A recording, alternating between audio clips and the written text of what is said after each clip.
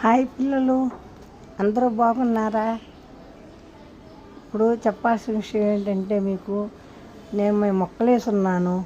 వాటిని రోజు చూసుకుంటే చిన్న చిన్న మొలకలన్నీ పీకి పడేస్తున్నారు. మా పక్కింటి వాళ్ళు ఎవరు చేస్తున్నారు కూడా అనుమానపడ్డాం, కానీ ఎవరిని అడగలేదు. మొక్కల దగ్గర ఎందుకు అడగటం అని కాముకున్నాం.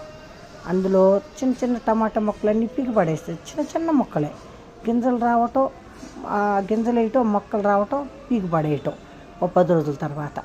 ఏంట్రా నాయన అనుకుంటే ఈరోజు దొరికాడండి మొక్కలు పీకేసే దొంగ. ఎవరో ఇదిగో చూశారు కదా, ఆయన రోజు పాములో రావటం, పెద్ద ఒక మాదిరి అయిన ఒక చిన్న ఏలంతా మొక్కలు వచ్చేదాకా కాముగా ఉండటం, వచ్చిన తర్వాత పీకిసిరి కింద పడేసి వెళ్ళిపోవటం.